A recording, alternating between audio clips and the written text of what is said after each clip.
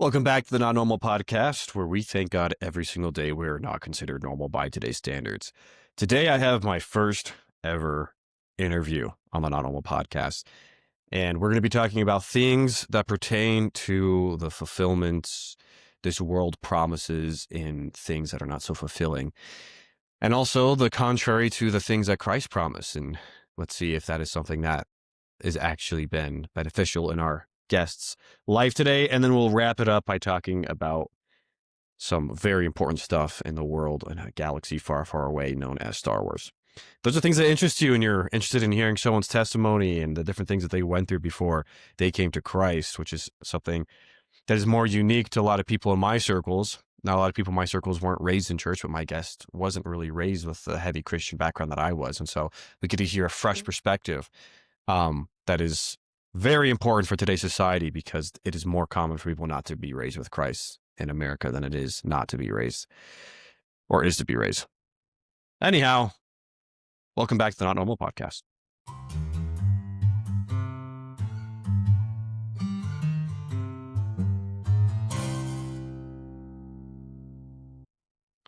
Ari, welcome to the Not Normal Podcast. How are you doing? Thank you so much for having me. I'm doing well. How are you? Good, thank God. Better now that I'm talking to my good old friend who, by the way, I was the first ever guest on her podcast. And now she's the first ever guest on my podcast. Off camera, that full circle moment. You were my first guest and you were recovering from a cold. And now 30 episodes later on your podcasts and 3 episodes later on mine, I'm now your guest with a cold. So this is a full circle moment. I'm enjoying it. This is great.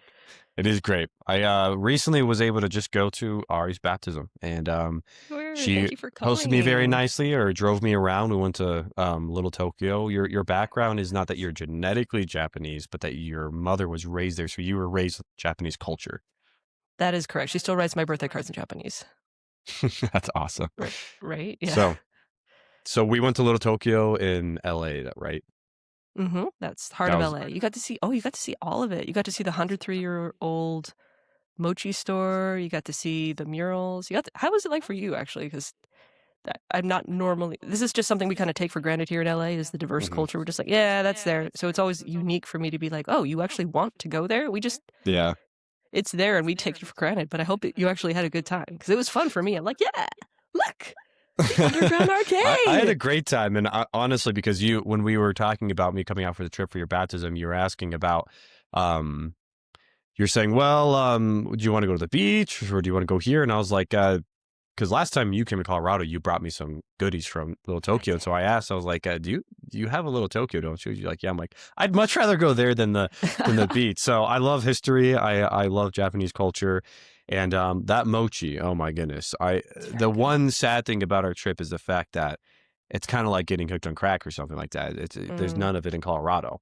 So now I'm just having my mochi withdrawals, and especially if it's a place that's 100 years old and they make it in front of you with like the hammers, like it's like straight up authentic, and oh my goodness, it's some great mochi.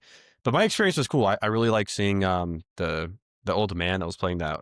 What is the name of that instrument, that Japanese instrument? Do you know? Oh, it's like it's the East Asian equivalent of like a fiddle, but with a bow. So it was like it's a combination between a fiddle and a violin and a cello, but there's only so many notes. It just sounds that more haunting. Yeah, I don't know. It's really cool. I love it. Cool. Yeah, very interesting. So yeah, no, I had an amazing time. It was very, very fun being able to meet your family, meet your husband and your kids, which were all amazing, and then also being able to eat ramen with you at your house. That was another peak. I love me some. Was it tonkatsu?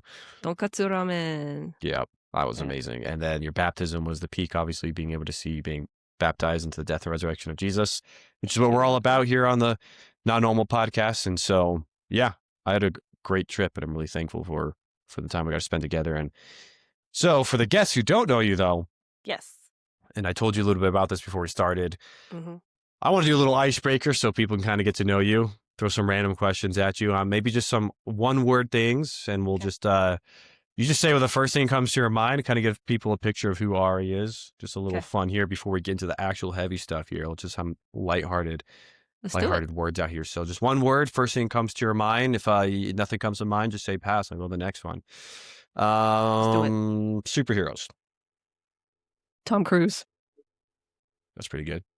I don't actually think he's a superhero. That's just the first thing that came to my head. I was like, nah, he does a lot of these very inhuman things, like holding his breath for like multiple minutes. That's technically, And he's a Scientologist, right? Ugh, yeah. Or supervillain, I guess. That's a whole thing. We would call that a supervillain, but All right, next thing. Crap, now I'm forgetting. You got me thinking about Tom Cruise. I threw you off because you thought it was going to be a DC Marvel thing. But I was literally thinking about him holding his breath for 5 minutes underwater. And I'm like, well, that's technically superhuman. So I didn't own the physical. You got to scope, Johnny. Scope. What's the scope of the word association? There you go. I'll keep going. All right. Keep going. Yeah. What was it? Food. Oh, ramen. That's like easy. That's like, we just talked about it. Country. Japan. Color. Lavender. Ooh. Mm. AI. Dangerous tool. The collapse of Rome. An armchair. Forgotten Heroes.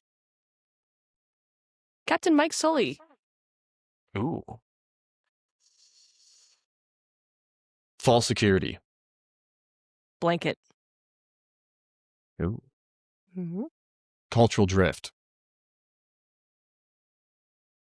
I'm thinking about Armenia for some reason. I don't know why, but I think it's because I was talking to some Armenian friends. So I think that's a whole separate discussion. But Armenia. Armenian genocide. Oh, that got dark. That got really dark. Sad. We're keeping it lighthearted here. We can pass that one. How about divine silence? Let's keep it lighthearted. Divine silence? Wish fulfillment. Social decay. Teeth. It's like about America or England here. A little bit of both. Depends on which part of the country you're going. Lightsaber. Star Wars. Oh, it has to be green. It has to be green. It has to be. This has got to be green. Awesome. I think. Yes. Did you say it has to be green? It has to be green. Yeah. Counselor, huh? Yeah, dude. That's obviously. Oh, very good. Oh, very good. You know. Wait, what color are you? We'll say that for the end. Oh, okay. If you're going to say purple, I'm going to be very mad because only one person had a purple lightsaber. That was Master Mace Windu. So. Oh, is it purple? Red then? Okay, was it the same shade of purple? Because there were two different. No, never mind. No. That's an entire different thing. We're going to We'll say that for the end. I'm pretty sure Windu is amethyst. Wow! Look at you! Oh, I'm impressed. I probably know more about Star Wars. I don't know about that. We can throw that down later. You've definitely read more of the legends than I have. So I did. Yes. Yeah, so do you like the colors though? These are to me are the most Star Wars colors. I was wondering if you picked those on purpose, and I kind of went like, oh yeah, this is good. But I'm not going to be that person that looks subtly for Star Wars everywhere, because then people kind of flag you as that person who probably goes to Comic-Con and dresses up every year, which I do. But you did, and I appreciate you for doing that. Recognize those? I see them in the background, but I don't know what color they are. Well, they're not colors; they're hilts. Oh, do you have the detachable one, or do you have the one that's retractable? Those are retractable ones. Those are like the kid ones. It's Anakin's and Obi-Wan's. That's fair. If you want to know how the colors, these are the most clashing Star Wars colors to me. Because I grew up with the prequels, and so it went from like Luke Skywalker's like light blue to then like Anakin's dark blue, and so then you have all the posters, all the advertisements for Revenge of the Sith was always like this dark crimson red, like this really beautiful red with that dark blue, that like dark deep, almost like ocean blue, not like the light, almost like aquamarine blue that Luke has in the original piercing trilogy. Blue, that like soul crushing blue. No, I know what it's almost white. It is almost white. No, because gray is technically Ahsoka Tano. Ahsoka Tano was the first gray Jedi. Yeah. But in the original trilogy, the color was white, and part of it was because of a little more from a filmmaking perspective was the way they used actual lightsabers were just reflectors that were spinning on a hilt, and so that when the light would shine, and have to go by frame and edit it. Yeah, literally. Yeah. Anyways, we're going off track here. Let's we'll save the Star Wars talk, which could be its old podcast on its own towards the end. But let's now we got through some of the icebreakers, some of those lighthearted questions over there. Let's talk about your background. So what kind of shaped you growing up? What kind of shaped me growing up in terms of what? I need better scope, like just food, people, area, country, What was the demographics. things that were shaping Ari into who Ari was as a kid? Well, let's see. I was really into food and I was really into movies as a kid, and that really kind of hasn't changed. It's been the theme of my life since I'm early enough to have memories. Fun fact, my mom is Filipino, so she grew up in the Philippines. She was born in Manila.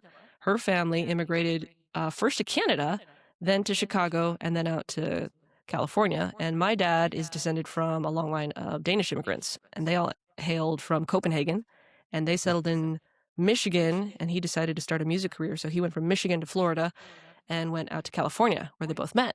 And neither one of them ended up accomplishing the thing that they thought was going to be in California. So my dad pivoted from a music producer career to technology and eventually became a chief information officer for Toyota headquarters out in Cerritos. And my mom was one of the first female programmers of the early 90s when things were still with the black screen and the green keys, like DOS systems. She was one of the first people doing that for Transamerica.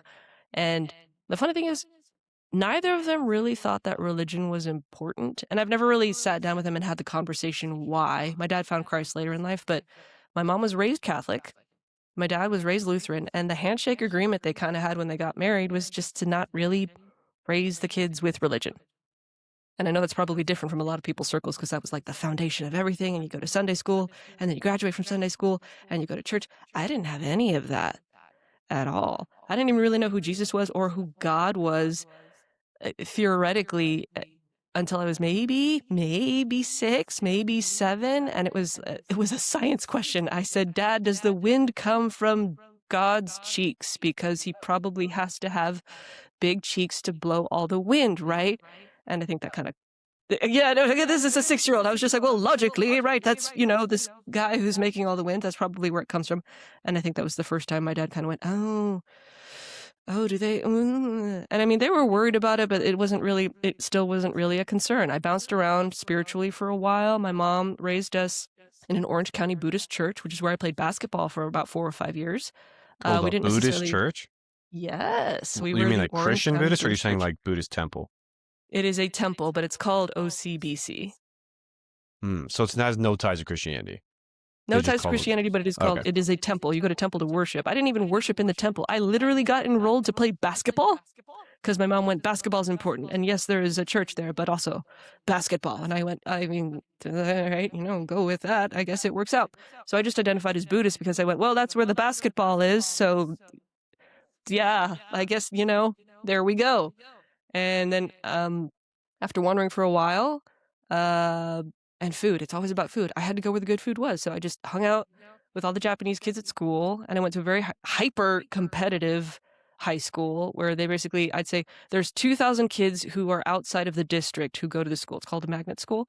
And every year they only let about 200 in, and I was one of them. Oh, wow. And yeah, I defined myself so much by my intelligence because I was raised in an incredibly competitive environment where it was basically your whole sense of self-worth could be measured by what you could achieve and by what you could produce. And for me, my family, it was grades, job titles, education, money, success. These are the things that intricately define you because what helps you command respect when you walk into a room.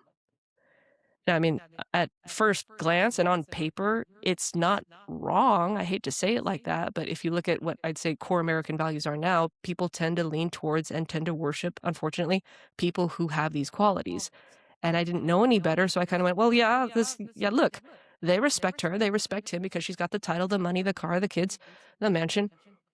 I want that, So to go from an environment where it was just hyper competitive and everything was education, and then to be thrust into a world outside of high school and into college where it was just this another layer of like, okay, how do you succeed? How do you make a name for yourself in a world where it's so hard to set yourself apart from somebody else, especially when you look like everybody else? And it was just like, it's money. That's so sad. That's so sad when I say that out loud. Is that bad? Yeah. Well, before you even got there, right? Like, so this is kind of like the thing that's most important in your life, right? You're kind of pursuing it, and it kind of stayed consistent from like a young age, even to where you're kind of got to now, we're in the workforce in college. But as a kid, though, to digress just a little bit, like, did you have any concept of God, or was it just, did you is there anything curious about God? What was God to you as a kid, or did you just not think about it in like elementary school or in junior high or high school? I'm going to say something, and it's going to probably break a million people's hearts because it certainly breaks the child version's heart of me. I thought God was an imaginary character, and I felt very sorry for the people who believed in him. Mm, That's how bad it was. I was like, oh, I feel sorry for you for going to this place worshiping this thing that doesn't really exist. It's all just, mm. it's theater. I thought it was performative. And this is me at like age 6 or 7. I was like, it's not real. It's performative art. It's like a dance. And when it's over, it's over. And then you go home and nothing's real. That's how disconnected I was from that kind of reality. So That's how far away you from Christ I identified was. more as a cultural Buddhist, not a spiritual Buddhist. Definitely more cultural Buddhist. And then later in college, I identified as Jewish because I actually found somewhat of a community at a temple in Irvine. And I went, okay, well, this works out, but I didn't want to let go of my Buddhist values because there were some things I did like the idea of harmony, yin, yang, and opposite. Because I was like, okay, well, scientifically, that makes sense. There's an opposite for every force. Therefore, this also makes sense. But I didn't want to let go of that. So I identified as a Buju, Johnny. That's how confused I was. And when I started dating my husband, he called me the Julipina because I was Called you the Filipino. what? The Julipina. Yeah. What on earth? That's a cute pet name. Yes, this is correct. This is who Ari was at 19, 20. It was a mess That is though, actually right? hilarious. Fundamentally, Huh? it's just a mess. Yeah. That's such an interesting combo, and it's kind of weird how those two are actually able kind of to Yeah. combine there. I think you can see kind of similarities with modern Judaism and Yeah. a lot of things that are outside of Christ. I mean, they all kind of mingle because they all have the same master. Obviously, that is outside of God. But Mm. so, were you ever curious, though, spiritually speaking? Like, did you have like a curiosity about it, or did you kind of write it all off from the get go? I thought it was a distraction from the most important thing, which was power. Mm, That's how far deep the achievement track I was. That's how much I had placed. That's how much trust and hope and faith I'd placed in these false idols, which for me was work and achievement. Was, well, clearly God, or whatever you call a God, is a distraction from the most important thing. So while you're over here doing theater, I'm over here doing the thing that matters and what really shapes the world, which is accumulating power and accumulating influence and making the world a better place the way I am called, or what I thought was called to do. Because at the time, I thought that my greatest strength, and to a degree, it kind of carries over into my post-baptism life, my greatest strength is bringing people together from opposite ends of the room who have no idea that they exist. And I get them to talk to one another and I get them to work together. That's always been my gift. And so because I didn't have God at the center of my life, I kind of went, okay, well, my gift is to obviously enrich the community, or it's to bring about a better age of humanity, or to bring about the end of humanity, I don't know, depending how you look at it, through increasing the value of every shareholder's stock, because that is how I thought, logically, collectively, if I increase our GDP, if I volunteer for the community, if I help collectively enrich and help make community members healthier, both not spiritually, both like mentally and just tribesman wise, because humans as a species, we are tribes people. We are a community-based species. We're not supposed to be in isolation. We're not supposed, I mean, if you need a timeout from your family, that's a whole another discussion, but we are fundamentally supposed to be with one another. And I kind of went, well, my superpower is to bring other people together and to help them feel less lonely. And by doing that, this will collectively make the world a better place. And that's what I thought I was put on this earth to do. And that's all I thought that existed, Johnny. That's all I thought that mattered. So God was well, just this there's an kind of like, interesting well, why thing would you here, actually, detract that me from this? there's Yeah. interesting here that's standing out to me, actually, kind of, because I was going to ask, like, because most people they're curious about God and they're curious about spirituality, and that's how they're trying to find themselves. Like most people are usually agnostic. They're trying to find themselves. And so I was going to ask you, outside of not having that, kind of already making up your mind from a young age who God was, what did finding yourself look like for you back then? But it kind of seems like you had already found yourself, like you had a sense of confidence in your abilities and who you are from a rather early way. And so do you feel like finding yourself was more along the lines of just working and just producing?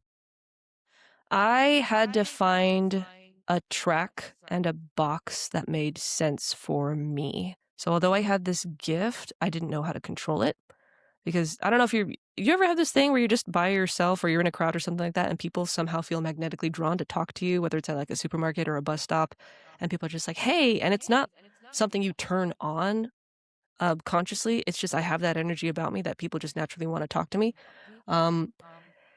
It's just I can't really describe. I needed order. Hey, there we go. There's the theme. I needed it to make sense, and I needed order. And so to find order, I tried a whole bunch of things that one would label like common self-help movements. And at first, I mean, this was early 2000s. What's the first self-help movement that every teenager finds as soon as they're free from the house? But backgrounds here, sorry, a couple steps back. I moved out of the house when I was 19.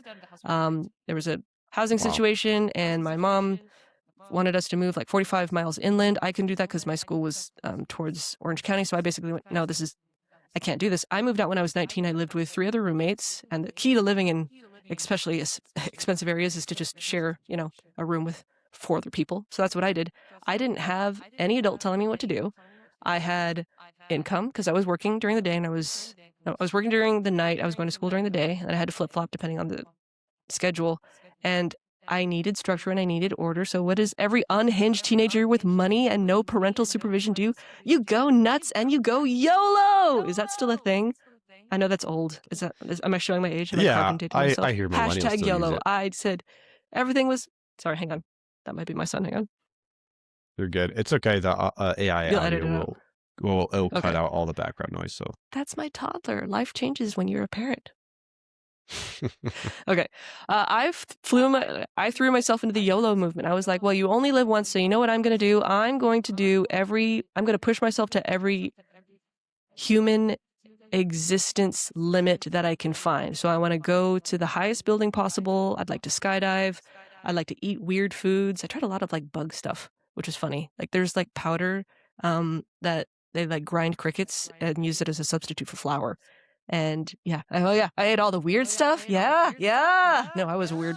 It was a very strange year, Johnny. It was a weird time. Okay. It was 2010. It was a very weird time, but I tried my self-help movement, which was just like, well, fundamentally, I'll just take a whole bunch of Myers-Briggs tests, and I'll take a whole bunch of personality tests, and I will take horoscopes, and I will do an analysis of my zodiac, and based on the alignment of the sky and the moon and the stars, and depending on the color of the week, that is who I am for the day. And that's because I needed something to make sense for me, right? I tried everything, and I couldn't find fulfillment in anything. I kept feeling like I had this God-shaped hole in my life, and I still refused to acknowledge that it was God.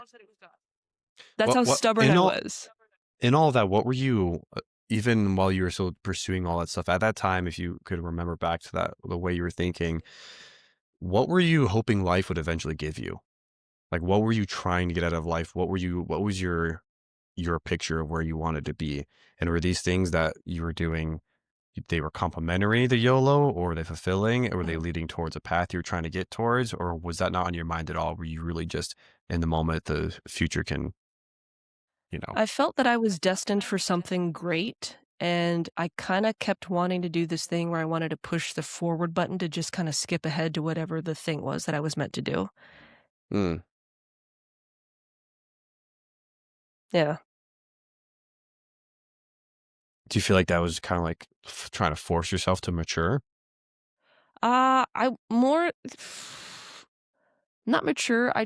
This sounds so bad. I was so comfortable with the thought of dying at a young age because at every birthday that I had before I met my husband, I kept thinking, all right, I've already done everything that I've needed to do on this earth, and it's time for me, because I believed in reincarnation. I was like, okay, my cycle's done. So the quicker I'm done with this cycle, the quicker I can jump to whatever the next level in the next video game of life has for me. So it was just, I'm like, okay, skip. And it's very sad, actually, because I was a little suicidal for a while. I was just kind of like, well, okay, I think I've done everything that I'm supposed to do in the cycle. Let's skip. But then logic, right? I was also like, well, if you preemptively end yourself, like in Mario, if you purposely kill yourself, you don't move to the next level. You just keep being reset back to the next level. And I went like, okay, then that logic falls out. It doesn't work. It doesn't work like that. That's how sad it was. This is what happens when you don't have God at the center of your life. It's bad. Yeah. I mean, Nintendo saved your life there, man. Nintendo and video games saved my life. There you go. There's the God, hashtag right there. that will be the title of this episode. Hashtag No, video but I games mean, saved my life. I mean, but that is not to make light of your situation, but I mean, honestly, No, yeah. I've known people who've killed themselves, and Yeah. most people I know who have been suicidal or still suicidal, like they joke about it because how else are you going to deal with something so dark as that? Yeah. Like that's actually something, the humor in that can actually help people kind of think about something without it being so depressing. For me, at least, that's how I like to deal with this stuff. I've gone through with that. But with all of the Yeah. kind of experimenting you were doing, what was like the first kind of thing you experimented with, which was kind of like to find yourself? And was this whole movement of kind of getting to self-help, like it Mhm. kind of sounds like you're more logical about all of this, more dogmatic. It wasn't like, it was kind of like, oh, well, but then everything I need to logically, I can die now. But you still kind of, there's still a part of you, it seems like, that was looking for a reason to live. And so was that kind It of felt part of the like a reason you were cop-out. Yeah. so was that kind of the part of the reason why you were getting into the self-help stuff? And when you were getting into it, what was the first find yourself kind of thing you got into? Say, it's funny because it's not actually a spiritual movement, it's a health movement. The first thing I did was healthy stuff. So I threw myself into veganism, and I threw myself into something called raw veganism, which is where you're not supposed to eat anything that's cooked over 118 degrees Fahrenheit, because here's the science. Supposedly it helps keep the nutrients fresh and that helps rejuvenate your body. It doesn't. So, spoiler alert, it doesn't. And with the veganism movement, of course, when you go to all the when you go to the health food stores, what's surrounded there is like spiritual stuff. And I went, oh, look, Buddha is here. So, healthy stuff. So, clearly I'm on the right path because self-fulfillment and self-enlightenment and your body. And if I have the optimum body and if I have the optimum physique, then obviously it will help me enable to accomplish whatever the higher purpose is that I've been set to do here, whatever that is. And I kind of went, okay, that works. After that, it was YOLO. That did not work. After that, it was, I mean, I can't emphasize this enough because I'm looking back and I'm trying to give advice to my 19-year-old self, if there's anyone out there who's 19 and also going through like a similar movement. You are 100% going to become what you surround yourself with. So what did I do? I surrounded myself with people I thought emulated the lifestyle that I wanted. So they had influence, they had power, they had money. I didn't. So I just thought, okay, well, by law of proximity, if I'm around these people, they will also give me access to things. And we did, like private jets and stuff. And you're like, this is cool, this is fun, this is awesome. But it was so, it's empty, it's superfluous. And at the end of the day, it's just, you try to have a conversation with these people, and unless they've actually worked their way to gain these assets, you realize it's vapid, it's temporal. You can't really have a deep conversation with someone who only cares about, the next hype, which should have gotten to Bitcoin back then, now that I think about it, because they were talking about Bitcoin, and I was like, that's a fad. I know, I could have been a millionaire had I purchased said Bitcoin, but I didn't. And it was sad. So there we go. So it was veganism, a little bit more into Buddhism, the YOLO movement, hanging around trashy friends, and then I got really, really super depressed. So I was like, this isn't really who I am. So I actually turned back to college, and I networked with a whole bunch of people at a fraternity, which is a co-ed fraternity called Delta Sigma Pi. And I'm actually a brother, because if you are part of a co-ed fraternity, you are a brother, even if you are a woman. So I am brother Ari Leon, which is a fun fact there. And I threw myself into the fraternity, and I was just like, okay, well, then I'll be a frat bro, and I'll be this person who's like networking, and we're climbing, and we're getting better, and we're doing better, but we really weren't, because what are a whole bunch of 19 and 20-year-olds going to tell you about how business really works? You don't know anything. Yeah. You're a child. Were you getting into like, not just like, because like you had the veganism, but were you getting into like self-help, like doctrines, like books? And were you like reading that stuff or listening to people's coaches? Were you into like the yoga and environment, like a lot of these things that are self-improvement, self-development stuff? I did go into a yoga retreat once, and there was this big emphasis about wholeness. And hearkening back to that, they weren't wrong necessarily. They're just like, if you feel broken, it's because a part of you isn't whole. And now I realize that whole part of you that's missing was Jesus. But there was this huge emphasis on you can find it yourself. If you meditate enough and you down enough green juice and you do enough crunches and you do enough ab exercises and you do at least 3 different types of yoga poses a day, then you will find wholeness, because all you're really missing is a 5 a.m. cold dunk and a shower and journaling for 30 minutes, and then you will be whole. Yeah, so talk about the promises that the self-help and just those type of communities. It Like what are doesn't what are work. they promising? They're promising that it's almost kind of like a pull yourself up by your bootstraps kind of movement, but for your brain and for your heart and for your soul, which doesn't make any sense because you can't, lean not on your own understanding. There's this huge emphasis on if you work hard enough and by works and by discipline, you can pull yourself out of any situation and you will be one with everything and you will have it all together and you will have a perfect life. But like, I even look back at that and I believed it. I bought into it because I thought, okay, well, I'm a self-made woman. I can do it. I will work myself out of depression and I will work myself into a good job and I don't need anybody and I don't need anything. And it's unfortunate, Johnny, because I think God kind of had to make it, he had to let it happen this way because I look back on my life and I'm like, well, if God, that was another argument I had with him. I'm like, if this God exists, if this omnipotent, omniscient being, if this all-knowing being exists, it's like, where were you when I were having these crises of faith? Where were you when my parents got divorced? Where were you when I was with these trashy friends? Where were you when I was feeling at my lowest, darkest points? And at the end, my reasoning was, well, I got here by myself. I didn't need anybody, so clearly God doesn't exist. And that Mm, is how broken I was. But looking back mm. now, God knows everything. And he was like, I have to let you fall. And like a parent, because I'm a parent to small children now, I have to let you fail because I need to let you figure out that these things don't work. And so what was the delivery then? So you said it don't work. So there was all these promises about peace and fulfillment and kind of giving you this life that it will be in order and have everything maybe externally figure out. But what was the actual, what did these self-help, these development things, what did they actually deliver? They want you to buy a lot of merch. They do. I will say that they are very into the well, buy the organic mat and buy the organic clothes and buy the UN approved free range Sherpa farmed sweater. And, and at the end of the day, I kind of had to do math and I'm just like, are you actually invested in me and my betterment? Or are you just, am I like a meal ticket to you? Am I just buying into your merch so you can buy into the movement and go to your next yoga retreat? It Yeah. didn't yield anything meaningful. And I just got more sad. So I kind of went, this isn't for me. I'm going to walk away from this. This is not really about it.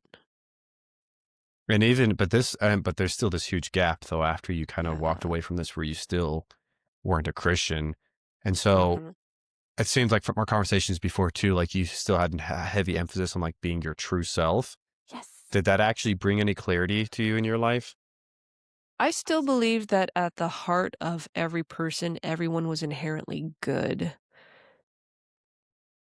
Was it John Locke? I forget the philosopher. I forget. I was super into philosophy at the time, but I was just like at the end of the day, because there's all these philosophies, right? There's like Nietzsche and there's Sartre. Oh, I love Jean-Paul Sartre. He's my favorite. He was the existentialist who was basically like, he was so depressing, but it's so delicious. It's so French. His philosophy was like, we are all doomed to forever be actors on an empty stage, improvising for the rest of our lives. And I kind of went, yeah, that rocks. I'm like, yeah, that hits, And I thought inherently that although we're all doomed to be empty on this stage, improvising for life, that we're all inherently good. And I thought that fundamentally, man doesn't want to hurt people. We're just all innocent little babies. And now I can solidly say as a parent that we are all just chaos and we need a steady hand Yeah. because man's nature is inherently chaotic.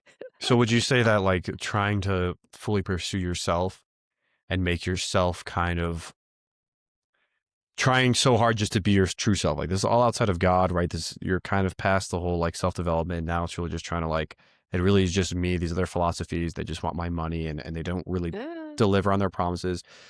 But then kind of coming still without the God part of it, curious about him, but finding yourself where it's like, okay, now you're just like, oh, we're all just inherently good. And I just need to really be focusing on my true self. Do you think that's more stable or more fragmenting? The idea of finding your authentic self.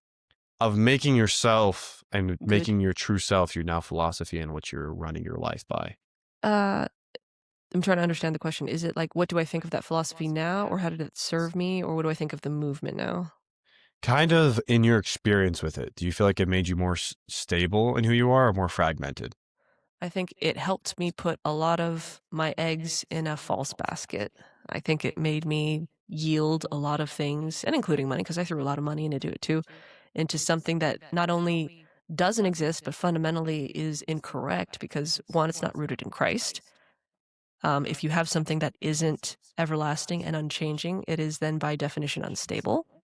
And therefore, as the times change and whoever is dictating what good looks like changes, you will also then by definition have to change along with it.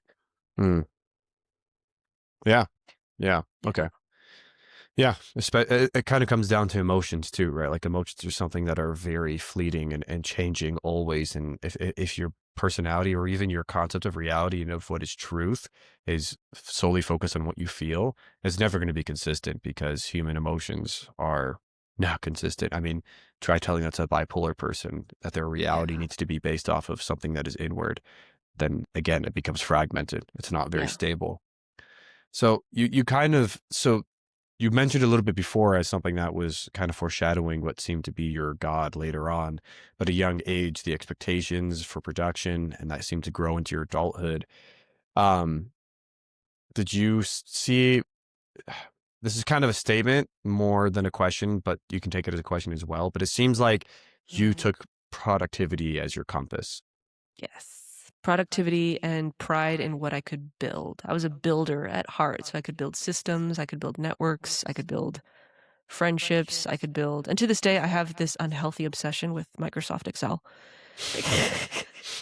Both literally and metaphorically. I joke that there's spreadsheets in my head. But yes, I took a lot of pride in what I could build because I said this is something that could be measured and therefore Mm. it matters. And so this like god of success or this god of production, or maybe compass is a better word because maybe it wasn't necessarily worship, but it was what gave you meaning. Yeah. Did you kind of see it as something that was quieting the deeper questions of what happens when I Hmm. die? Like these questions that maybe you were trying to pursue in the self-help stuff that never really were answered because they were not fulfilling. It seems like maybe you then just put that aside and went right back to what you do know, which is producing, succeeding at the highest level.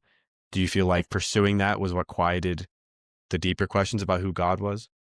I think it definitely didn't answer the bigger questions, but I was also too focused on the task at hand for me to ask those questions. So I was like, well, Exactly. I could ponder about what happens to me when I die, or I could organize this sock drawer for this community charity. It's like I could ponder questions about where I'll go after I die, or I could help my fraternity run this charity event that'll help reclaim water from a sewer. Mm. It just became I'm not going to think about the bigger questions because there's too much. And I knew that. I think subconsciously I knew that I wasn't getting the bigger questions answered. So it was just easier to throw myself into work. Yeah. So I knew, I mean, at the heart of it, I distracted myself. I knew, but I didn't And want to, I don't want to be faced with that. there's something to be said about what you're saying, which is important. And that's the fact of reality is like what matters more, like, and the Christians can get wrapped up in this where they focus too much on theology and don't actually do the works that a Christian is supposed to be doing. Like, what does it matter? It says in the Bible, if you tell someone about Jesus, but don't actually give them the clothes that they need or feed them when Mm-hmm. they're hungry. What does it matter if you say go in peace to the person who's begging, but you don't actually give them the things they need to go in peace? Yeah. And so, Are you but walking the but the walk and talking the problem talk? here though is like, so yeah, maybe you didn't have the because someone who's not a Christian listening to this might be like, well, you didn't have the existential questions figured out, but at least you were helping people, and isn't that more important? Right. And there is truth to that. I do think that is important to God, but the answering of those existential questions, which we'll get into a little later, about who Christ is and what he actually does in a person's life, actually puts those charitable or those giving actions a much deeper rooted meaning, gives the actual root to why we even do those in the first place, where the concept of morality even comes from, of self-sacrifice, what love really is something can only fully be found in Christ. And those beautiful things that you were doing even before you knew him, they become more amplified and actually add a whole nother layer to reality, to the dimension that we live in as people, and that is being in communion with a God that loves you. And First Corinthians Mm-hmm. 13 talks a lot about this, about all these different things that we can do, but if we do not have love in them, it's just like It it's just means like making a nothing. sound. It's like there's Yeah. nothing to it. They're Yeah. dead. There's no So substance. I think that it's not ignoble that you're doing it. That's not what we're saying, but we're trying to we're working towards the part where we're saying it becomes deeper and more real and fulfilled and fuller once you know Yeah. God. And so kind of digressing a little bit back to the identity thing, do you feel like, let me ask you this question. What happens when achievement becomes your identity? Then when you fail, it breaks you that much harder. Mm. Because my foundation was salt and sand, basically, when you think about it. If my entire identity was built on the things I could produce, then you talk about, I mean, we'll talk about a little bit more later, but I mean, if you talk about the event that caused my cataclysmic collapse was when I couldn't produce, when I was put in a situation where I literally was stopped from doing the thing that I was very good at. And it was when I went on maternity leave. Because I got pregnant with my firstborn, with my husband, and I was so elated because I felt really sad in life, and I was like at the top of my game, and I'm like, boom, boom, boom, I'm moving all the stuff for, these really high profile clients, but I thought, okay, well, I'm still missing out, and I still feel like this giant gaping hole in my life. Clearly, children will fill this hole. It will not. Please don't ever do that. Please don't ever do. If you are thinking about having kids, I'm throwing it out there. Please always be hyper intentional with the lives that you're bringing into the world. Anyway, I tried to fill the hole with children. And because I'm a very time-oriented person and everything's according to my calendar, a whole bunch of things kind of happened in a sequence of events that led me to kind of like have a micro meltdown and midlife crisis, I guess. Can you have a midlife crisis in your 30s? I guess so. It's just my son came early, and Lord be thanked them. He actually made it. My water broke in the parking lot at work after hosting a work event, actually. And we made it to the hospital safely, but I was told then and there that he was coming basically the next day. So one by one, all of my accesses to my work computer were shut down while I was in labor in the hospital. And I remember having like a panic-induced tantrum. I was throwing things at my husband, actually. He can attest to this, actually, because as soon as the nurse left and was like, you're about to have a baby, I was throwing things. I was like, this isn't in the schedule. I was like, I can't believe you did this to me. He's like, what did I do? And I'm like, I don't know. I need an outlet. I was writing farewell emails. I was writing handoffs. I was handing off like very intricate, complicated projects to people basically over a voice message. And when it was all over and said and done, I didn't have access to any work emails. And I couldn't talk to him because legally in California, no one can talk to you if you go on FMLA leave. Otherwise, it's grounds for a lawsuit. And I was so elated to bring home our happy, healthy baby boy after he was in NICU for about a week. But he was such a good baby, Johnny. He just slept 70% of the day. Wow. So I'm here sitting at home with a baby who sleeps and I can't work. Mm. And I kind of died 1,000 times over. And looking back, I feel so sad. I look back at that person and I'm just like, I feel sorry, but again, God had a bigger plan in all of this. I think this is the part where, after the toddlers had a tantrum and they're done and they've thrown themselves belly first on the ground. This is the part where like God gets on his hands and knees and he goes like, you all right, buddy? Like, are you done? So this is kind of your breaking point. This is my breaking point. This event of you having your kid was kind of a breaking point where your God kind of died. Your God of achievement. Died. My identity died. Everything that I thought mattered died because I literally didn't have access to it anymore. And I was told I couldn't do the thing that my entire identity rotated around. It was very awful. But again, this is the point where like God's like, okay, buddy, you down? And he like gives you a little cracker. He's like, you ready to eat? You ready to talk now? Or were you exhausted in this? Were you tired? Or were you just angry, or were you were you actually more motivated than before because you might have been restless? Or what were you in that moment of disappointment? What were you feeling? I was so sad I couldn't taste food anymore. Wow, so full on depression. Food didn't taste like anything anymore, and I couldn't quite see color. Like I could see, I don't know how to describe it. You can see color, like you know what pink looks like, you know what blue looks like, you know what green looks like, and it was there, but just everything felt gray. And I felt very numb. And I also felt kind of,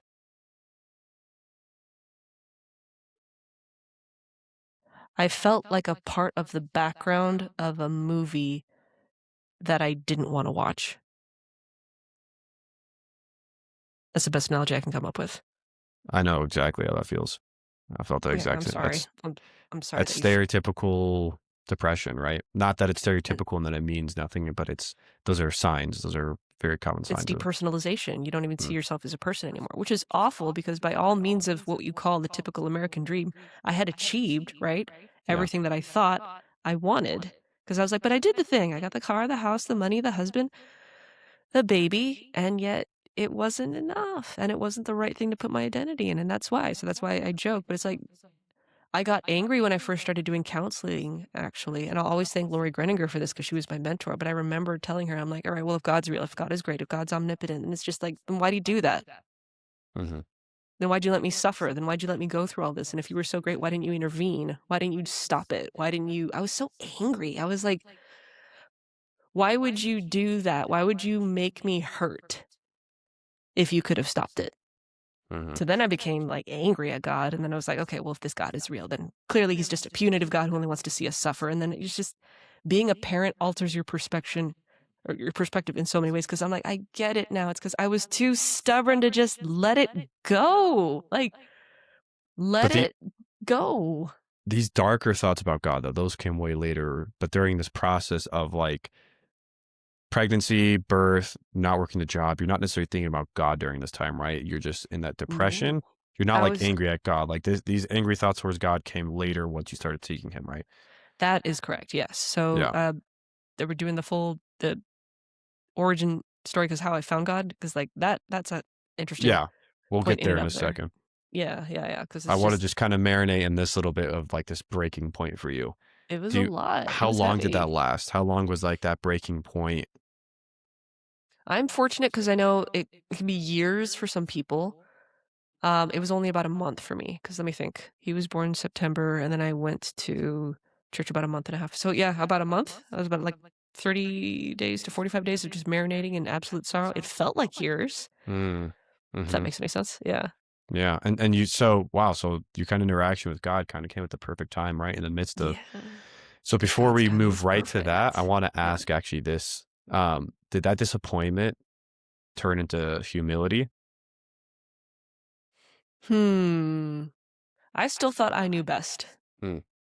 I wouldn't let it go. I was still kind of like, no, this is, harkening back to those self-help roots, right? I went, nope, I'm just going to exercise my way out of this and I will get out of the house. And, being near that Victorian cure, I'm like, I'll go to the ocean air and it will cure me of my blues because that's what they did in the 1800s. I will be cured from my ailments from the seawater. And it still wasn't working. So there was a part of me I still quite wasn't yet humble enough to admit I needed God in my life. Mm. Yeah. Okay. Yeah. So we hit this breaking point. We've had this culmination of much success throughout your life, trying different worldviews and ideas that kind of had false promises or did not deliver the real, maybe good things in your life and maybe good disciplines, but ultimately fell short of what was, as you described, a God shaped hole in your heart. And so you tried filling that God shaped hole with false gods, one of them being achievement. And then that got stripped from you with the birth of your son. And now you're lost in this depression of really not having the thing that gave you meaning for the longest time. Um, when now does Jesus become more than just an idea to you? It all happened with a guy named Mickey. That for the people who don't know him, he was a coworker of mine. And the backstory and the fun part about this is that we weren't even actually supposed to be in the same place or meet at the time that we did. And if you go back in time, there have actually been pictures of us and the Greeningers, who are his in-laws, in different work-related events, and we are 5 feet away from each other, but we didn't have any conversations about Christ. Hmm. And that goes back right? That goes back like 4 or 5 years, and God knew like now is not the time because I know Ari, you're gonna be a weirdo, and he's right because I wasn't humble enough, right? I wasn't in the right place for that yet. But fun fact, so we weren't actually supposed to be in the same building, but I needed to move to building B because I was in building A. I moved. We met by grace or chance, or we'll call it God's divine order. We ended up sitting next to each other due to a cubicle war, and our conversations escalated quickly from 0 to 60, from good morning to what do you think the ethical consequences are of letting an Amazonian tribe continue to use its unethical practices of, child sacrifice. Like it went 0 to 60 really quick. And looking back, it was a miracle. No one called HR on us. But from there, conversations kind of evolved from that to like, okay, well, tell me about your spiritual life. And at first I'm like, I dismissed it. I really didn't think it was that important, Johnny. I'm like, you are really worried about this thing that I'm not even worried about. Why are you spending so much time in this? Why are you so worried about that? So let that be a lesson to those of you who don't think that, having these casual conversations with a coworker, it actually can end up saving someone's life. But he was so persistent. I remember dismissing it like, bro, this is about as important to me as asking me, like, what colored shirt am I going to wear tomorrow? It's fine. Like, and I'm like, okay, fine. This is what I am. I'm like, I'm Buddhist, I'm Jewish, leave me alone. And he's like, okay, but why? But why? And according to who? And why do you think this way? And like, you have an idea of what good and bad are, but your life is so gray. What is the moral code that you're actually living by if you can't define it? And it would be sola scriptura, but I just kept blowing him off. I was like, you need to let this go, my guy. It's just let it go, let it go. And through those casual conversations, he talked about his church, and I was like, yeah, the Apple Church, whatever. I didn't know how to pronounce it. It was really bad. I eventually learned it was called the Apostolic Christian Church. And I happened to be down in San Diego at the behest and loving urging of my husband, who was like, I think you need a break. I'd been formally diagnosed with postpartum anxiety.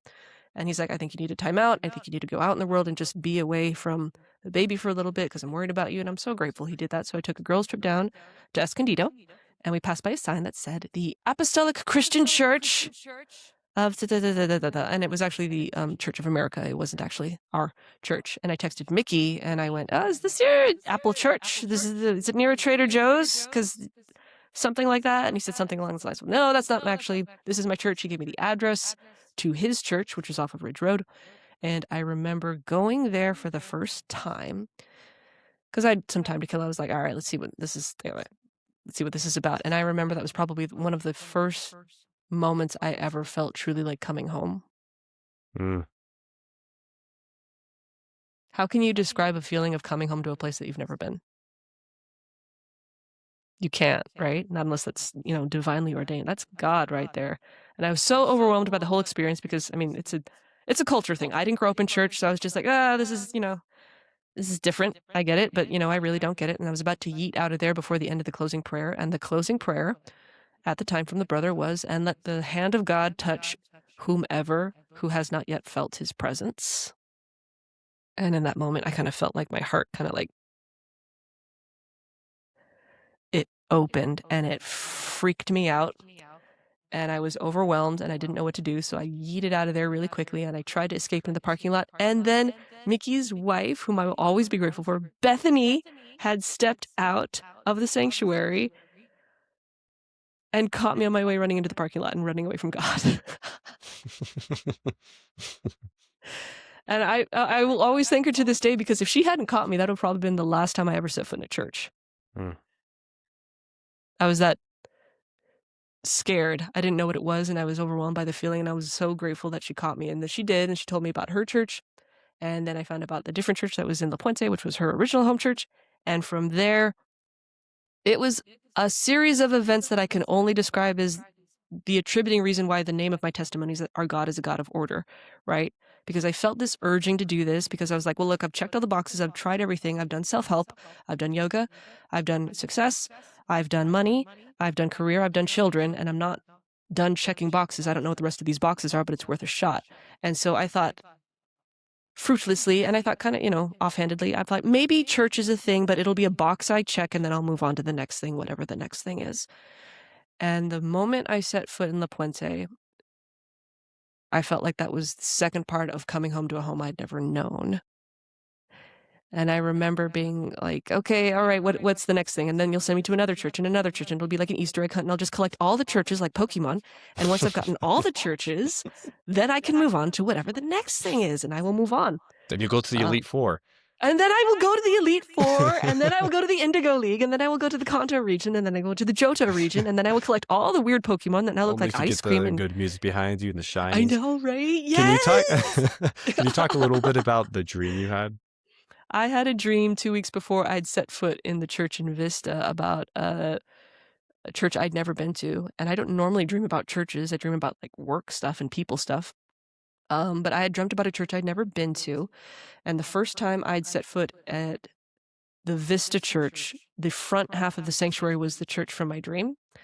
And the first time I ever set foot at the La Puente Church, which is now my home church, it was the back half of the same church from my dream with the balcony. And here's the crazy part. There are no pictures of this balcony anywhere on the internet. Wow. Anywhere. And yet I was guided to be like, and by the way, this is, part of home too. And I went, whoa. I think I was sitting next to Daniela Greeninger at the time and I was freaking out. And she's like, are you okay? And I'm like, I'm not okay. I'm seeing things. It felt, but that's God, right? God's like, okay, are you done? Are you done with the tantrum yet, Ari? Because get ready. You're coming home. And I fought it still, Johnny. I still fought it because I was like, okay, all right, I'll do the thing. And, I'll get on with my life. And then out of nowhere, an algorithm from TikTok showed up in the middle of my cat and baking videos about, if you feel that you really need Jesus in your life, here's how to really start a relationship with him. And it begins with prayer. And I nearly threw my phone across the room. And I went, no!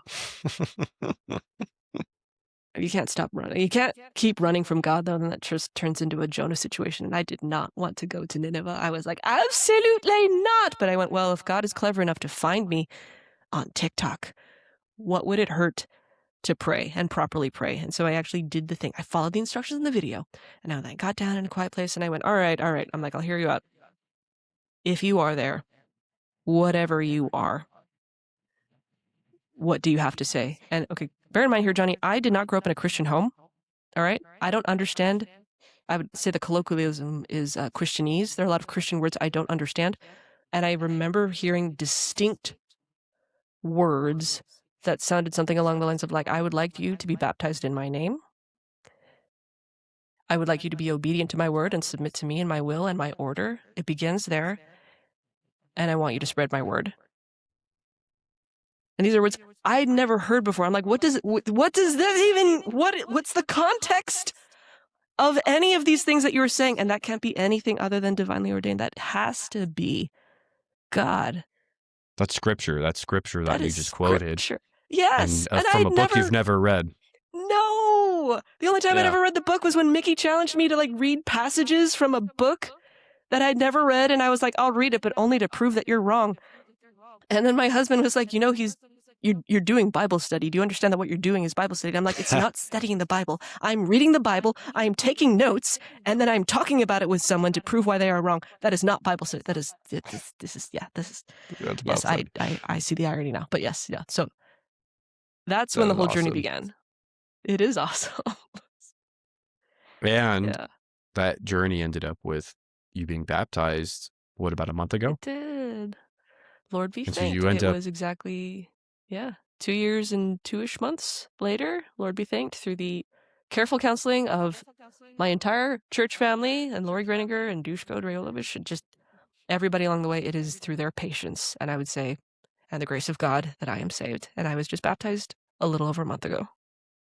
And your obedience, right? You obeyed those words that God said to you all that long time ago. You need to be baptized in my name. And here you are, baptized in his name, spreading his word. It's about submitting to the order, right?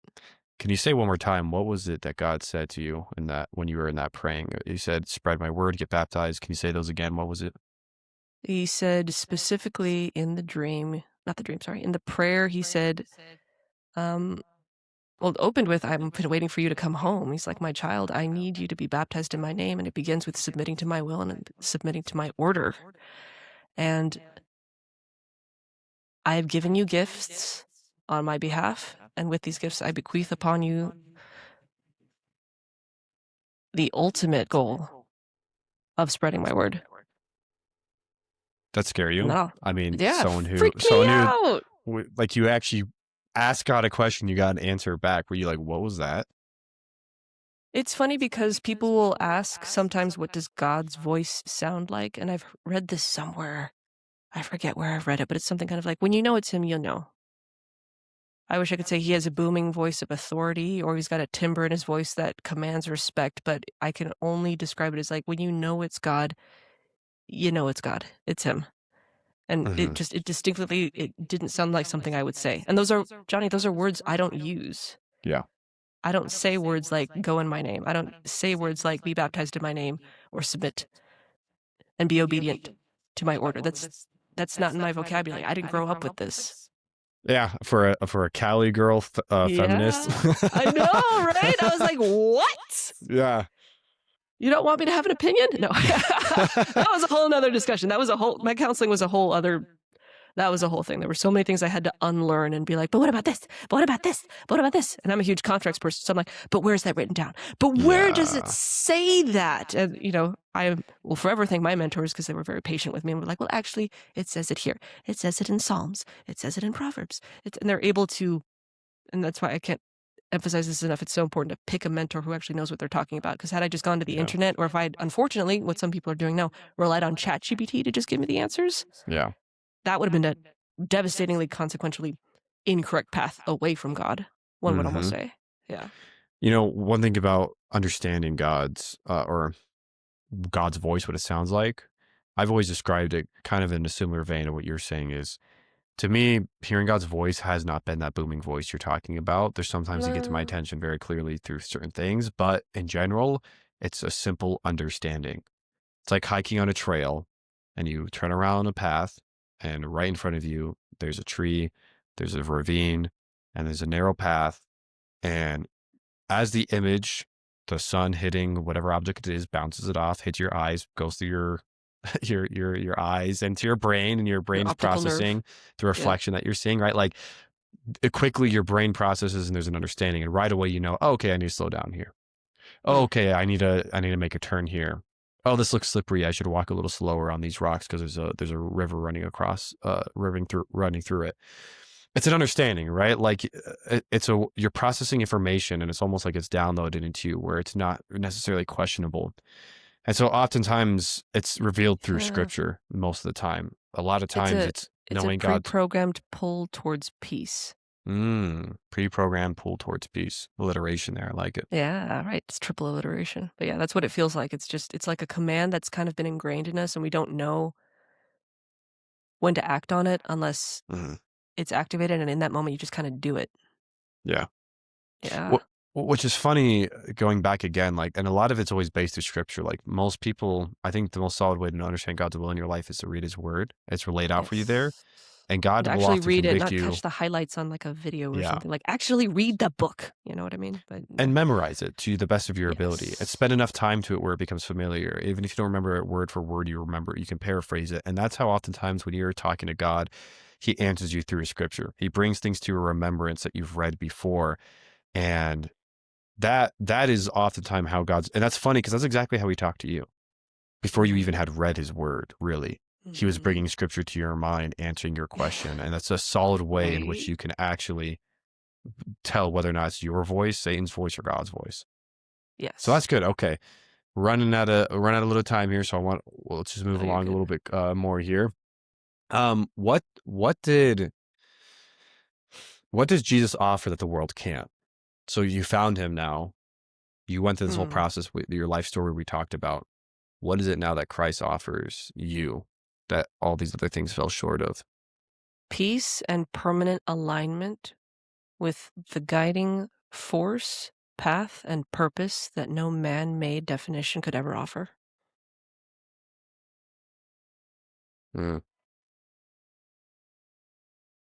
I'm calm. This is the type of peace you can't buy off the internet. This is the type of peace that you can't buy from friends or earn through achievement or earn from a race that you've been training for or any marathon you've ever practiced for. This is the type of peace that is priceless because it comes from him, and it is freely given as long as you submit to his will. But that's the hard thing that you gotta, like, and I speak to the people who come from the other side of where I used to be. The hard thing is that O word. I had a huge problem with the obedient part in my journey because I was just like, well, why? If it's freely given, then why do we have to submit? And it's like, it's logic. How do you receive the thing if you're not humble enough to admit that you have a problem? You know? Yeah. Do you feel, I'm asking these two questions together because I think they go hand in hand. Yeah. Do you think you're more yourself now? Do you feel more you are yourself now than you were before? And what does it mean to be known by God? I am the best version of who Ari Leon could have ever been crafted by because I'm home. And I was an exaggerated, I would say, my life before being baptized was, I would say, a sad caricature and, like Timu, like a Timu version, like an off-brand version of something that you could buy from a handcrafted silversmith. There's buying the knockoff thing that you could import from some seedy part of the internet, or there's going to the hand crafting master himself and asking for them to make you whole and to make you new. And Amen. I've gone from the knockoff Timu falling apart 99-cent version Ari that you could buy off of Timu to sterling silver made in his image. I'm into that. That's a good. That's a good way to explain being known by God.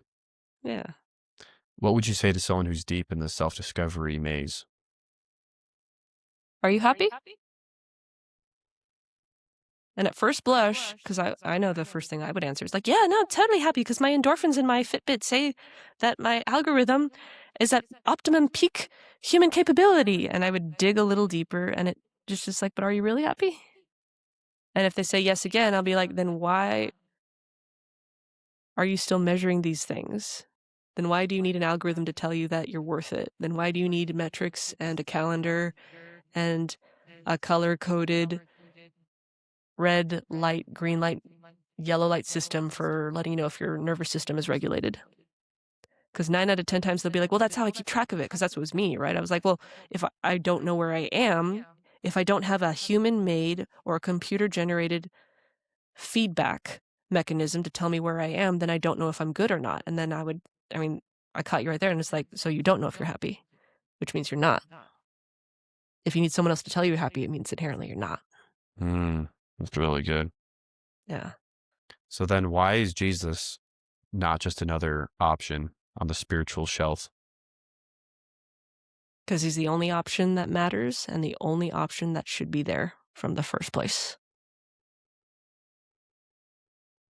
And I really had to think about that too. We talked a little bit about it. I was like, why didn't you save me earlier? Why didn't you intervene in my life? And it's because he literally went, because you wouldn't have freely accepted me if I'd shown up earlier in your life. You would have dismissed me and went, I'd move on to the next thing. I'll move on to the next fad. And I had to literally try everything in the box before landing on the final solution. And I can only say I'm grateful that I found him. It's early in my life. I plan to live to be at least 100, so I say early. But I know there are people who don't find him until the very tail end of life. And I'm grateful that they come to God right as they're about to cross over. But I feel for the people who've had to go through these struggles and they don't find him until they feel like either it's too late or, like, oh, I'm old, or like, oh, I'm too set in my ways, or my family won't approve of me. That was a huge thing. My family wasn't super related. Well, I'd say some of my family. There were people in my circles who weren't super related that I was going this way. But to overcome all that in my 30s, I'm so grateful for that. I'm beyond elated that, like, one would call it later in life, but I'm just grateful that he waited for me. I open every prayer to Jesus in the morning with thank you for waiting for me. Most people wake up and go like, this is what I want to happen, and I'm praying for this person for healing, and I wake up and every single opening is thank you for waiting for me. I think a good way to summarize that is everyone else on that spiritual shelf is expecting you to pursue them, where Christ is the only one that's been actively pursuing you through it all, even when you didn't know it. Yeah. And the question of pain and suffering is very real, but it's never promised to go away in scripture. Like, there's this misconception in American Christianity that becoming a Christian means pain and suffering goes away and God fixes all of your external problems. But in reality, it's God changes your heart to go through what is already the reality we live in the most healthy and perfect way. And it's through him. And you're molded by that suffering. Every person in the Bible went through suffering. All the early Christians were like tortured and killed and were on the run most of their life persecuted. because they believed in Jesus. And this Yeah. idea that Christianity preaches heaven on earth, no, it preaches heaven in heaven. but also heaven in your heart, that you can be walking in the likeness of what a spiritual citizen in heaven would be like, with that peace that's in heaven here on earth. The only difference is that there will be no more suffering in heaven, but there is still here on earth. And so God gives the only real answer to that question, where he doesn't take away your free will and force you to be a robot that loves him, but he lets you to freely choose his love and to be a partaker in it amidst a decaying and suffering world that has rejected him so much. He throws a lifeline for this blimp that we live in. Even if you do live 100 years old, it's an eternity that we're really living for and towards. So I think that's beautiful. I think God has done so much for you in your life, and you can see the change. You can see you can see even just the joy of the Spirit in your heart. You could see the miracles that happen in your life, with the dreams, with God speaking to you with words you didn't know. And someone who had on paper achieved all that the average woman is trying to achieve in our society. You were the girl boss. You were the successful person. You were everything that the most famous doctrine of this world is now feminism and wokeism. Like, you accomplished everything that it promised, or everything that it promised you, but it did not deliver anything that it actually promised you. And so you kind of, I didn't say that the best way, but you get what I'm trying to say. You lived up to that standard, and you were still lacking, and it was still lacking. And it wasn't until you actually submitted to the one and became the one God wanted you to ultimately be, that you were able to find what the cheap knockoffs were trying to sell you. No one wants a Temu version of Jesus. Amen. All right. We're kind of wrapping up here because I know you had a hard cut off. You still got a little bit of time for some Star Wars questions? I got like 10 minutes of buffer. You're good. Yeah. Awesome. Okay. Yeah. Sweet. Yeah. Okay. We did start a little later than we meant to, so we'll try making up for it real quick. So, first of all, thank the Lord and you so much for coming on the podcast. And don't click off just yet, because just because we're talking about Star Wars doesn't mean it's not going to be interesting. It's like have to do with the podcast in general. Because the first question is one I actually already sent you, and I think it's actually a really good one. So, is Anakin, for those of you who don't know who Anakin is, you're missing out in life, but is Anakin a picture of self-will gone wrong? So my husband and I have differing opinions on this, because we talked a bit about, way before when we were dating, about is Anakin Skywalker and Darth Vader two different people, or is it just a transformation of a same person, like an apple that's gone rotten to the core, and is the essence of that person still in there? So I'd say my argument stands. I think that Darth Vader and Anakin Skywalker are two people. I think that Anakin is a product of, I'd say, his environment. There were too many people telling him he was special, he was the chosen one, he was going to bring balance to the Force, and because of all these built-up expectations, he thought he was kind of immune to certain rules. And like a child kind of given free will, and like where I was, right? You're given candy and you're given everything you've ever wanted, you get spoiled. And was it what was it? Self-will. Was it self-will? It was self-will to the point where he stopped being Anakin and became a completely different entity, which then became Darth Vader. And Darth Vader is the antithesis of all that was good and happy and childlike of this slave from Tatooine. Darth Vader, which is funny because there is an actual episode in one of the comics where they talk about like employing slave labor, and it harkens back to this part in Darth Vader's face, and you see it when the comic book artist like draws his face, and he's like, slaves? And it's like, yes, remember, you were a slave. And Emperor Palpatine has to have this moment with him, like, oh, well, you know, like slaves, but like not like you slave, like slaves, like, you know, and he like kind of has to meander his way out of the part where he remembers that, you know, his good and loyal servant is actually also a slave. But point being, my husband thinks that it's about ego death, and he's like, it's not really self-will gone wild, it's really ego, and he's lost control of his ego, and that's what kind of made him the person he is. I'm of the team that Darth Vader and Anakin are two different people, and that Anakin and Darth Vader and the consequences of free will and too much self-absorption are two different things. But that's my take on it. I agree with that 100%. And you see, you know, they even kind of say it in the Obi-Wan series where he says Anakin is dead.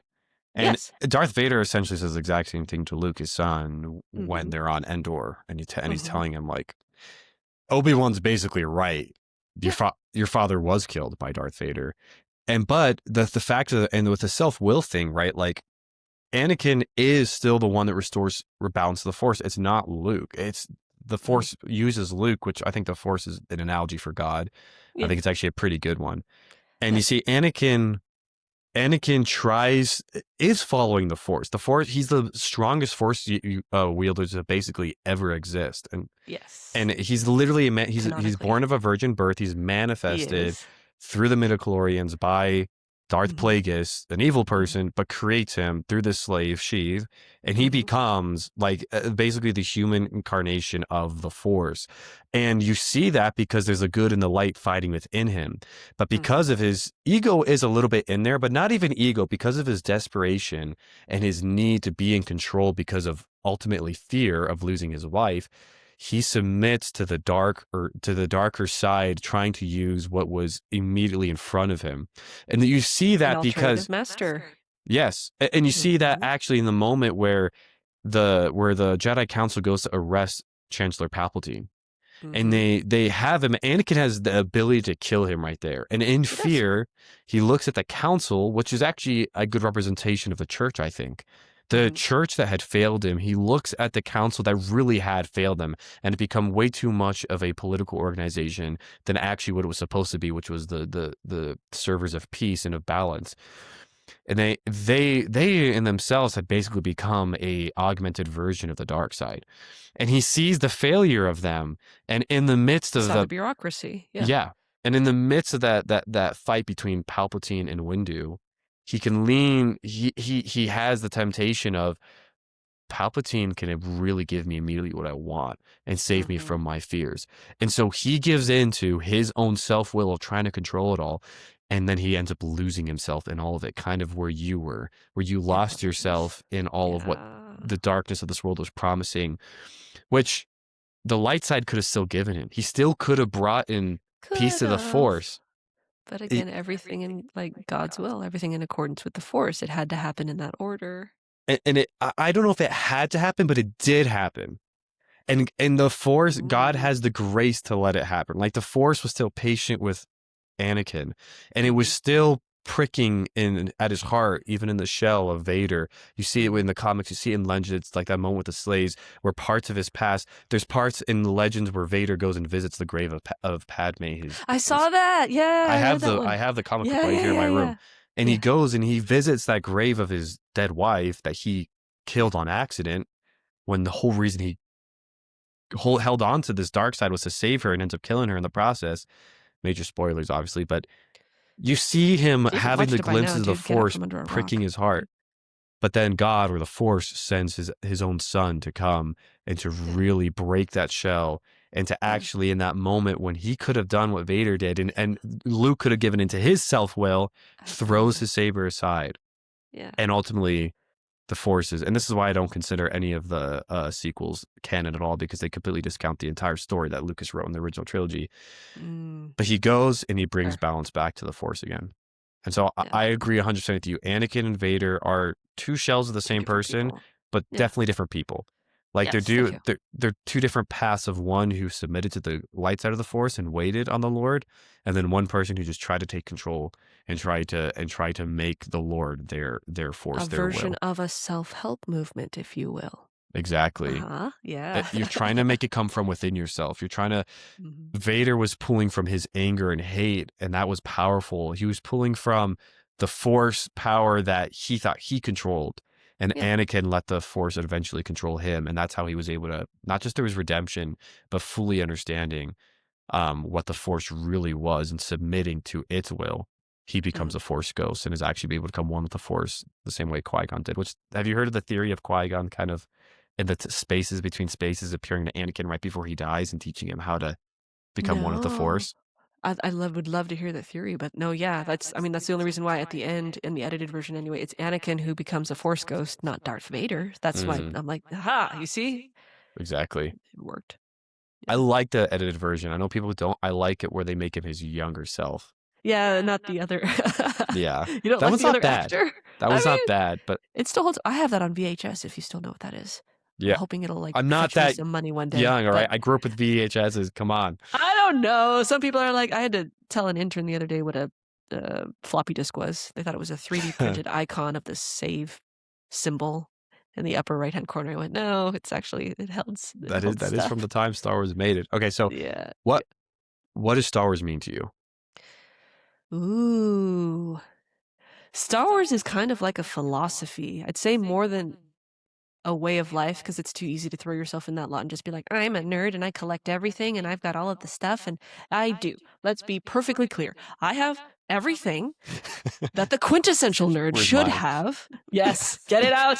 Oh my God, it's not Wait, charged what color right did now. You didn't charge the lightsaber for the Star Wars part of the podcast? Should have charged it, but Yeah, where'd you charge get yours it. from? I don't know. It was a gift from some very good friends who know who I am. Wait, turn it on. Really nice. You didn't hilt. charge it? Oh, man. Hold on. Let me see if it'll turn It's on. okay. You're good. Is it on? Oh, you know what? It's just For so those of you this who can't one hear, I this is my got the lightsaber. cyan. This one's cyan blue. Oh, that's it's Yoda's blue. hilt. That's It Yoda's hilt, isn't it? is correct. Oh, so you got the yes. tiny one. I have Yes. Yoda's right in the corner there, and Yeah. I have a whole box of Yes. of saber hilts from different. I'm sure you recognize whose this is. I don't actually. Obi-Wan's. Come up. That's good. Unbelievable. You'll recognize this. Watch, I'm not going to. No. Darth It looks like a Vader's. vacuum cleaner. You're That's not the a real hilt? Star Wars fan, are you? No, wait. I'm like, that's not the original hilt. This is the top of Vader's hilt. Oh, the top. I'm like, where's the bottom, dude? There's no lightsabers this big. Come on. I was like, what did you? Is that the top of the hose of a vacuum cleaner? Anyway, no. The original question is, what does Star Wars mean? Well, first of all, you know you grew up in a Star Wars household when you shout in the hall, does anyone know where my lightsaber is? And everyone goes, which one? Which one? You have like 7. And I'm like, this is true. This is absolutely true. What does Star Wars mean to me? It's more than just a way of life. It is actually, I'd say in some parts, it's a philosophy. It's one of the most epic stories out there because it holds not just the timeless quintessential concept of like good versus evil and, the light is overcome. I think that there's a lot of healthy analogies in there about spirituality. I think that there's a lot of healthy analogies out there about actually what a healthy family life looks like. It's also a story about a father-son relationship, which I know a lot of people struggle with. I know I certainly did with my parents. And it's about becoming a parent, not literally, because I don't know how much weight you put in like the subsequent Star Wars movies, but there's a lot of I'd say bigger themes about what actually makes somebody a parent. And there are people who are like, well, it's blood. It's like if you actually gave birth to somebody, then that is what holds, and that's what holds family ties. It's blood. And there are so many different iterations and stories about like what makes someone your parent really is just, it's the idea of mentorship. Are you passing on your ideas and your philosophies and what you believe to be good onto the next generation in a way where they make it something better than you could have ever hoped for? And that's the healthiest, I think, parent-child relationship that you could hope for, because Rey was a mentee. She was a Padawan learner of Luke Skywalker, who was not, on paper, her father. But there was a mentorship relationship there. Luke Skywalker was not, on paper, the son of Obi-Wan Kenobi, but there was a mentorship layer there here. And in so many ways, Obi-Wan's spirit lives on.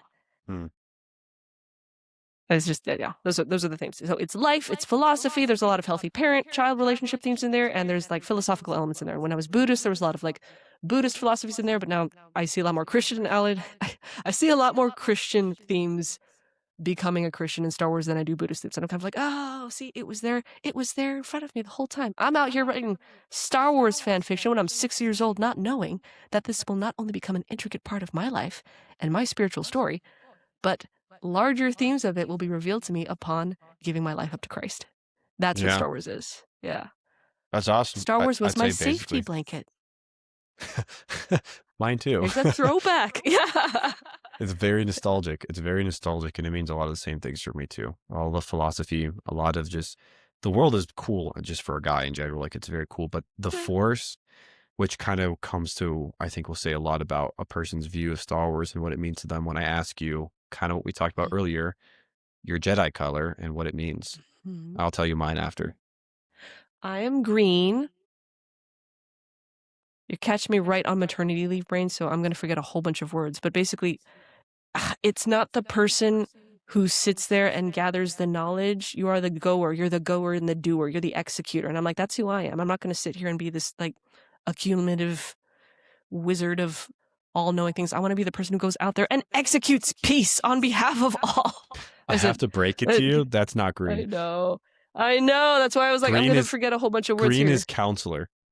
So Counselor. green That's what I is mean. Yoda. It's Qui-Gon. It's usually the But people that Qui-Gon's a are counselor. Qui-Gon's a counselor, but that's what he was when he was younger. When he becomes older, when the movies are happening, he's more of a blue, or actually But he would be more of a yellow. But yeah, but he was so offered a position on the seat as a counselor, and he refused. not council. No, he was offered a seat on the council. That's not the same thing. Those Yeah, are it's not the different counselor. things. He was offered to, and he refused Because it. there was people on the council with all different colors. There's different. There's knight. There's counselor. So a Jedi Mhm. knight, or usually the knight kind of class, would be like blue. And those are Mhm. the people that's like Anakin. Those are the war guys. Most of the war leaders are going to be blue. They're going to be the guys that are out there executing. All the things you described are blue. Mhm. Green are the guys that sit up in the ivory castle. They're the ones that are very strong with the force. That's why Obi-Wan was more blue, is because he was a skilled swordsman and a general, a military general. But did But you he read the was very books? weak in the force, where the green are very strong in the force. That would be like Yoda. They're But not the type. did you read the novellas where he was like going on adventures with Obi-Wan and everything, and he talked about like why he still chose green, and green was still like the executive color that he associated with all the younger tribes, because they would see green, and green would be the sign of hope, because that element of the Jedi. Never mind. I'm gonna way. This is No, different. I Different get what you're verse. saying, but when it comes to like personality types, like if you've ever every like Jedi or Saber test out there, or even like in SWOTAR and KOTOR, the old Republic games, when you're choosing your color, like Mm. it's always been like in the Lord, and it's a lot of the legends I've read too. It's always like green is the counselor. That's like they're the more thoughtful, they're the more wise ones. They put a lot more effort into learning the ways of the Force rather than actually like the execution of like the will of the Force. They're the Though more some were meditative through ones. executive, those they were meditative, but some learned meditation through execution, which was out there and seeking and Yeah. execution of missions, and they didn't necessarily sit in the ivory tower. They Kind went on missions and took on Padawan learners. kind of So it's different now this has because become the like Star Wars podcast. Now this has become the well, it's different because like if you look at this is like the whole arc of Luke. He starts off with blue, which is the more young-hearted, passionate, stronger. Well, it He's was more Anakin's lightsaber. That's why yeah, he didn't but pick it, because you used to pick the kyber crystal when you went on the hunt, because you went yeah. with your hunt and you picked it and you made it. But it fit with his personality, though. Like, he was Anakin when he was younger, but then you see him in Return of the Jedi appear into Jabba's palace with the green blade, and he's much more wise. He's much more reserved. He's now become a Jedi Knight, and it Does it works a ever lot say how he more. changed the color? Because you got to get a different There's kyber crystal different for that. stories. They've changed the legends over time during the time of the Clone Wars, but it was whatever. Like, back in the day, there was no color to the saber. You would get your own Right. saber, and it would change according to your personality, the force that you Like kind a of breathe mood in. ring. Literally, that's how I'm this feeling extra justicey today. Let it that's the ring original blue. lore, and then they kind of changed it a little bit later on when Disney bought it, which was kind of dumb. But with Luke himself, though, he actually found a corrupted crystal and purified it through the Force, and it turned green. So Where did he find a purified he kyber found it on crystal? like some desert planet. I forgot exactly. He Was it a found it in some residual Jedi. from the Death Star, because they needed a whole bunch for that? Or like, where would you? I don't. Because kyber crystals only come from one planet. You would have to get either a broken off piece, right? Yeah. I don't know how that. I don't No, know they how that holds collected up. them in mass. They had them in the Jedi temples. Like they all came from Kyber, but it doesn't mean that they have it. So his original came, his blade. Sorry, his kyber crystal came from another saber, someone else, and his design for his blade, for his hilt, comes from Obi-Wan's design, because he has that's why his Jedi hilt looks identical to Obi-Wan's. It looks very similar. He designed it based off because he didn't know how to do, he had no one to teach him how to do this stuff, so he found some old plans in Ben's house. But my color blade, from every test that I've ever done online, because there's tests you can go online that are all based off of the lore, and it's a survey, and based off that survey, it'll tell you based on your personality, how gives you all these, what would you do in this circumstance? If the Jedi Council asks you to do this or this, how would you be? What would you do? Mine has always consistently come out 90% of the time. It's always yellow, and then 10% of the time it's blue. So blue is more my personality, where I'm more the person that would be like the go-getter, get things done, out of the way. Like I would be the executioner of the Jedi's will. I would be like, that would be more like, we'll just get it done. The more the fire, the more headstrong, the more like passionate, more intense, very intense, or like the more blue guys. They're more strong in combat than they are with the Force. Not that they aren't strong with the Force, but Anakin could have been either or, but he relied a lot more on the notoriety of being a war general than he did actually on his discipline of the Force. He could have been much stronger if he would have been more disciplined with it. But that's only like 10% of the tests. For me, the majority is yellow, and yellow is kind of a gray area. where yellow are, it's kind of 90% of the time it would be yellow for me. Yellow are basically kind of the morally ambiguous kind of, hey, we fight for peace, but like yellow are known for like literally their job was hunting down. They were temple guards Renegade. during the time of the Yeah. order. So Yeah. temple guards, they would be protecting a lot of what was happening there, but they were the most kind of they were kind of like the special ops where they had permission to do They're things the Black Ops. other Jedis Do you know couldn't do. Naruto? Were they like the Anbu? Were they like the special? They basically they could get away with doing The stuff elite that forces. normal Jedi weren't allowed to do because of moral They reasons. were the Yakuza. Like they were the guys that would be of hunting down the Sith. the They worked in Jedi. secret. Yeah. They always covered their face. You never really knew who they were because Okay, that's then why yeah, the they're temple like the guards Anbu always had forces then. masks. There was a Yeah. lot of secrecy with and it's just kind of a morally gray kind of color where it's a balance, sort of the yellow blade. It's a balance between the red and the blue. Mhm. It's a lot like purple, but purple is a lot more darker. Purple is someone who, like purple users, I was going to say, is it purple or amethyst, right? Because Mace Windu found his specially, but it's a different shade of yeah. purple. Well, purple were known for using the dark side more than anyone Ooh. else. They were strong enough where it wouldn't overcome their will. Like Mhm. purple users were known for using force lightning. Actually, that's also a fun fact about, because this was actually in our Star Wars trivia, is that the finishing move that Obi-Wan uses on Anakin and Mustafar in Episode 3 is technically a Sith move. Mm-hmm. Because there's no other Jedi curriculum that would teach somebody to cut off someone's legs. Mm-hmm. It's always about disarming somebody or like getting them in a position where they can run away. But the move he specifically executed was a Sith move. So But where you did know Obi-Wan where learn Sith Anakin- moves? But you know what that was? What Obi-Wan did or what Anakin did? Anakin was trying to recreate what Obi-Wan did to Darth Maul. No, yeah. He was basically like, I have the high ground, and Obi-Wan's Yeah. basically like, bro, Don't try it. I've done this before. Like you don't even know. Yeah. I've done this before. I will beat you. And he's like, you underestimate my power. And he's like, YOLO. And it's like consequences. The same thing happens between Obi-Wan and Darth Maul Yes. when Obi-Wan kills him for the last time in Rebels, where Obi-Wan first goes into his original stance, Yes. but then he changes to his Qui-Gon stance yes. to lure as a Harkin. Like remember, like you remember a challenge, right? And Darth Maul in his arrogance he goes from this point realizing this isn't just some. This isn't the Padawan that I last saw. This is a Jedi Master. Yeah. And so he does the same move, and Obi-Wan cuts right through it, and that's how it's so beautifully said by Sam. So forgot his name. It's the guy who plays Starkiller. Do you consider Starkiller canon? No. I love him way too much not to. I don't know. There are some things that people love, and they're like, "This is totally canon." There's some people that love some of the weird stuff that Disney's done, and I'm like, That But was pre-Disney. I have a love-hate relationship with all the offshoots of anything outside of the original 9, what I consider the 9 movies, because it's kind of like, did they need to expand the universe, or am I grateful that they did so did they walk basically so that these series could run?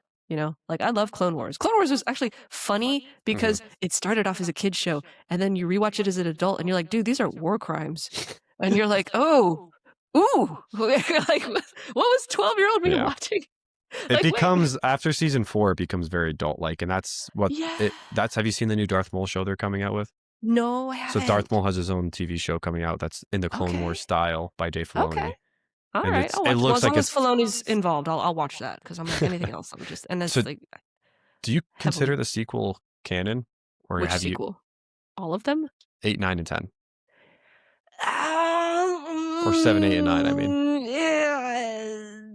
God, this is so hard, Johnny, because we've talked about this before. It's not hard. I hate them with an utmost passion. Because I read all the books. I read all the books when they originally ended with episode 3. And I read all the books, and then to take this entire knowledge foundation, this database of story, and then to discard it casually aside and rewrite this entire AU. And they said they had no source material. That's the most offensive thing. You sit on a throne of lies, Disney, because there was an entire library of information that they could have pulled from. I was planning on having 3 children because Han Solo and Leia also had 3 children. That was the whole deal. Was like, I'm going to do what they did and Lord willing, they will not turn to the dark side. That's, spoiler alert. And they ignored all of it. Yeah. So, but then they also continued Star Wars, and then because of the success of those sequels, then they made the shows, and some of the shows had like really good material. So this is a love-hate relationship. They with me. didn't. Those shows did not succeed. They made those shows to try fixing what they screwed up. Like they lost so much money. They made money on the first one on episode 7 because it was novel, but then they made a lot of money on this other one, but they lost a bunch of money because of the failure of the whatever episode 8 and 9. I'm talking about the offshoot shows though. But then the offshoot shows they made to cover up the mess. But they never would have been made if they didn't make the awful episode 7, 8, and 9. So it's like maybe. chicken and egg. Would they have made the makeup good episodes if the really bad things didn't happen? I don't know, because Ahsoka, I think, would have happened because it was because of the Clone Wars. I don't know if they would have gone straight from like, oh, okay, we're just going to go straight to, let's talk about Ahsoka and give her her own series. Or like, let's go straight to... I mean, they made Rogue One. And because of Rogue One, they made Andor, which is arguably the best Star Wars show ever made. Is such good cinema. Andor is just, like, you don't even have to be a Star Wars fan. You could just go in and watch it and have zero knowledge of Star Wars and you would enjoy it. Like, it's such a good political thriller, but it's also so perfectly executed in terms of just symbolism and what it means to be part of true rebellion and alignment with the forces of good. You don't need to love Star Wars in order to get into Andor, but you also need access to Disney Plus. So, it's trade-offs. It's all about money. Yeah. I am running out of time, by the way. Sorry. I got picked, so I'm like, oh, shoot. All right. We'll wrap up now. And by the way. Yes! Not charged! Yes! Wait, this can be the cover. There you go. Ready? I got to get a picture of this. Hold on. Pose for a picture. What's the pose? Yeah. That's awesome. That is a... Yeah. Oh, well, hold on. I got a bad picture. Yes. I need to retake it. Oh, no? Get the hilt in there so I can see the hilt. Look at this thing out of the way. I guess I can't. Okay, 1 second. I'm figuring it out. I'm looking forward to let you know this. There we go. Wait, let me get a picture. I can get a picture too. Wait. I got to... Wait, turn on. I got a print screen. Ready?